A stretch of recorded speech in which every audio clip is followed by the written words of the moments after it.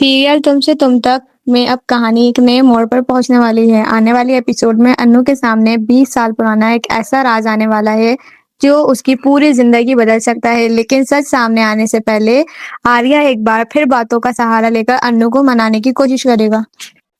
अन्नू के घर छोड़ के चले जाने के बाद आर्या बुरी तरह परेशान हो जाता है। उसे एहसास होता है कि अगर इस बार अनु उससे नाराज हो गई तो शायद वो उससे हमेशा के लिए दूर हो जाएगा। इसी वजह से वो बिना वक्त गवाए अनु को मनाने के लिए उसके मायके पहुंच जाता है।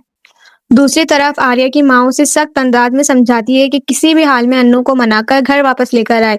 उनकी बात सुनने के बाद आर्या और ज्यादा परेशान बेचैन हो जाता है और अन्नू से मिलने की हर मुमकिन कोशिश करता है, लेकिन अन्नू ना उसका फोन उठाती है और ना ही उससे मिलना चाहती है।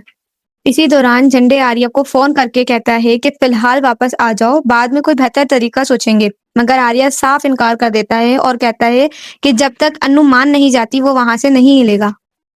घर के अंदर पुष्पा जी अनु से सवाल करती है कि आखिर ऐसी क्या बात हो गई, उसने इतना बड़ा फैसला ले लिया। तभी आर्या सबके सामने आकर अपनी गलती मान लेता है।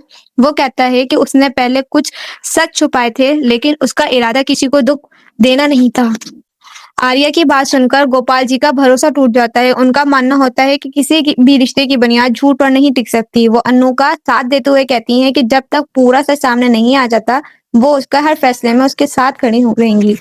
लेकिन इस बार अन्नू सिर्फ बातों से मानने वाली नहीं, वो आर्या को साफ कह देती है कि अगर उसकी बात सच है तो उसके पास उसका सबूत भी होना चाहिए। अब देखना बेहद दिलचस्प होगा कि क्या अनु राजनंदिनी से जुड़े 20 साल पुराने राज तक पहुंच पाएगी या आर्या एक बार फिर सच को छुपाने में कामयाब हो जाएगा। आपको क्या लगता है इस कहानी का अगला मोड़ क्या होगा? हमें कमेंट करके अपनी राय जरूर बताएं।